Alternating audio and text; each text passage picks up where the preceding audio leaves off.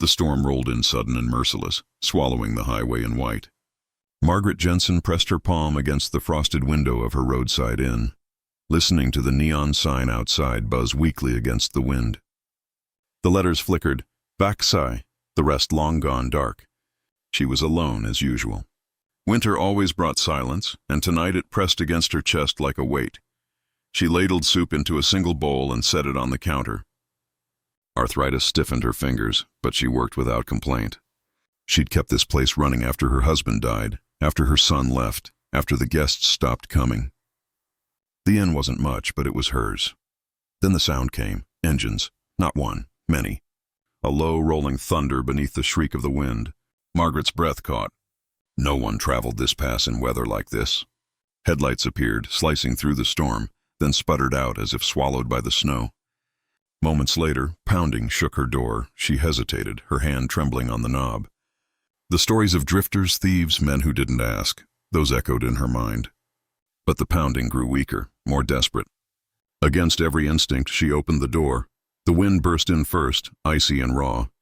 Then the figures appeared. 15 men in leather, snow clinging to their jackets, their faces half hidden under helmets and scarves. Their boots were caked with ice, their tattoos black against pale skin. They looked like trouble, the kind of men a woman like her should never let inside. One stepped forward, removing his helmet. His eyes were bloodshot, his lips blue. He steadied another man, barely conscious, draped across his arm like dead weight. "Ma'am," he rasped, his voice low and cracked. "We've nowhere else." "He won't make it in this cold." Margaret froze. She could almost hear her husband's voice, how he once told her about the night his rig broke down in Wyoming. A farmer's wife had taken him in, no questions asked. Without her, he'd have frozen by dawn. That woman's kindness had given Margaret 20 more years with him. She looked at the men again. Not monsters, just people, battered by the storm. She pushed the door wide. "Come in, all of you, but wipe your boots." The room filled quickly with the smell of melting snow and wet leather. 15 strangers hunched around her fire, steam rising from their clothes, bowls of soup cradled in rough hands. Their voices were quiet, their thank yous almost embarrassed. Margaret sat back, watching them. Her fear hadn't vanished, but something else took root. A sense that this night was different. A choice had been made, one that would ripple far beyond the walls of her inn, and outside. The storm raged louder, as if it knew the town's long-buried secrets had just found their way to her doorstep. The storm broke at dawn, leaving the world glazed in white. The highway was silent again, blanketed so thick even the power lines sagged under the weight. Margaret stood at her window, expecting the bikers to roar away the moment the roads cleared. Men like that, she thought, wouldn't linger, but they did. One carried logs from her woodpile, stacking them neatly by the back door. Another shoveled the drifted snow from her porch with the precision of someone who had done it 1,000 times. 2 of them repaired the gutter that had been hanging loose since autumn. No one spoke much, but their actions spoke louder than words. By mid-morning, the inn looked better than it had in years. Margaret served them the last of her bread and jam, apologizing for how little she had. To her surprise, they pulled out cash, more than the cost of a meal, and pressed it into her hand. "For the roof," one muttered. She didn't argue. They left as they had arrived, engines grumbling low, their formation steady as they disappeared into the horizon. For a long while, Margaret just stood in the doorway, listening to the fading echo of motorcycles in the snow-swept pass. Her inn was quiet again. Too quiet. She began clearing the counter, stacking bowls in the sink when she saw it. A photograph tucked between the sugar jar and the napkin holder. Her hand stilled. She picked it up carefully, the paper worn at the edges. It showed a little girl, maybe 8, with crooked pigtails and a toothless smile, sitting proudly on a red bicycle. On the back, written in shaky ink, Jenny, 1981. Margaret's breath caught. The name alone was enough. Jenny Moore, the girl who vanished from this very town 3 decades ago.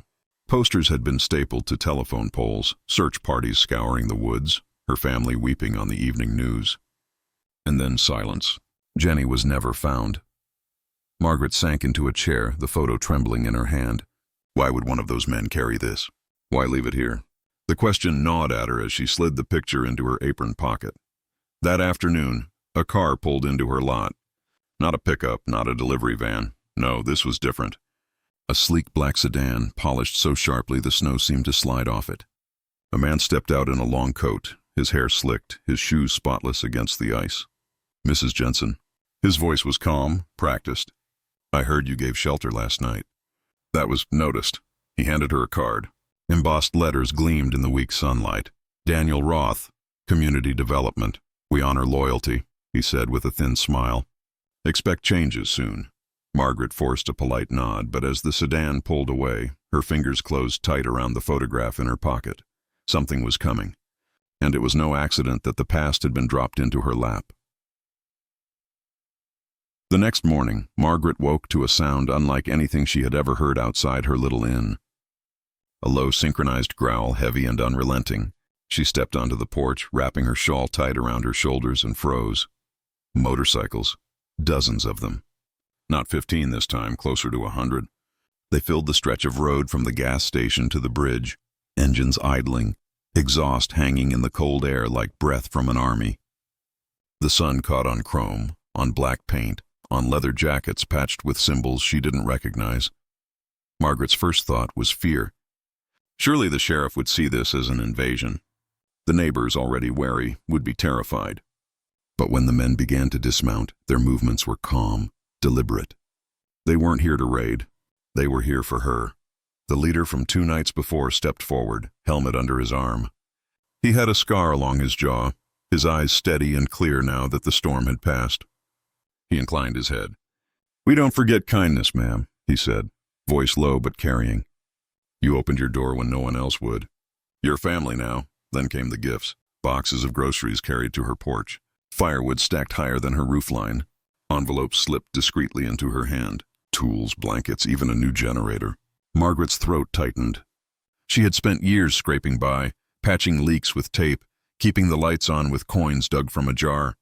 And now, in one morning, she had more than she knew what to do with. Yet the weight in her apron pocket reminded her she couldn't just bask in gratitude. That photograph, Jenny, 1981, burned against her hip. She excused herself, slipping back inside as the men continued their quiet work.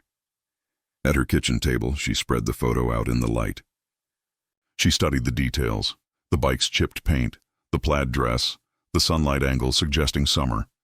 She remembered Jenny's disappearance vividly. Margaret had been a younger woman then, standing in line at the post office when the flyers went up. The sheriff at the time, Harold Keene, had promised answers. But after weeks of searching, the case went cold. People stopped asking. Families moved on. Margaret hadn't.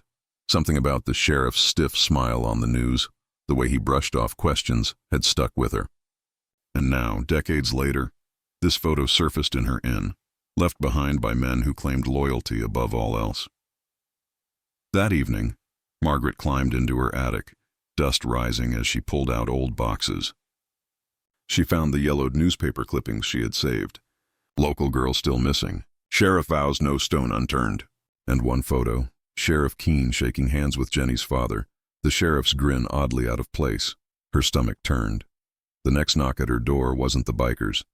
It was a neighbor, wide-eyed, whispering, Margaret, the sheriff's on his way. He says he wants to talk to you.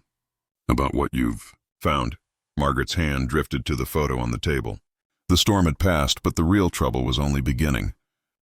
The sheriff arrived before noon, his cruiser crunching over the icy gravel. Margaret stood at her window, the photograph clutched in her hand, heart pounding in her chest. Harold Keene looked older now, white hair heavier around the waist. But his eyes were sharp, too sharp, like a man who had spent a lifetime keeping watch over secrets. He didn't knock. He walked straight in, brushing snow from his coat, his badge glinting. Margaret, he said, his voice carrying authority even here in her kitchen. We need to have a word. Her throat felt dry. She set the photo on the table between them. Jenny's smile stared up from the faded paper. One of the men left this, she said. You remember her? The sheriff's jaw tightened. His hand hovered near the picture but didn't touch it. You don't know what you're meddling in. Best put that away. Margaret studied him. All these years you told us she ran away. But you knew different, didn't you? For the first time, his voice cracked. She was just a kid. But she saw something. Her daddy was mixed up with people who'd burn this town to the ground. I did what I had to. Buried it before it spread. Margaret's stomach turned. He wasn't denying it. He was justifying it. Before she could respond, the rumble of engines filled the air, low and relentless. The windows shook in their frames. Margaret glanced outside and saw them. Dozens of bikers lined up on the road, helmets gleaming, waiting. The door opened, and the leader from that night stepped in, flanked by two men. His eyes swept over Margaret, then landed on the sheriff. His voice was cold, controlled. "We heard your name before, Keene. Thought it was just smoke. Now I see it ain't." Keene stiffened. His hand twitched toward his belt, where his service revolver rested. But the bikers moved closer, a wall of leather and steel behind him. The room seemed to shrink, every sound magnified, the hiss of the heater, the creak of the old floorboards, the sheriff's uneven breath. Margaret forced herself to speak, her voice steady despite the fear twisting inside her. This girl's family never got answers. They deserved the truth, not excuses, not lies. Keene's mask slipped. His shoulders sagged, his eyes hollow. "It was an accident," he muttered. "She rode too close, saw too much. I panicked. I buried her out by the quarry." His voice dropped to a whisper. "I thought I was protecting this town." Silence fell. Outside, the engines idled, their growl like a warning. The biker leader stepped forward, close enough that Keene had to lift his head to meet his gaze. "You buried a child and called it protection. That ain't justice." Margaret picked up the photograph from the table, holding it like a torch. "The truth doesn't die, Sheriff. It waits." For the first time in decades, Harold Keene lowered his eyes.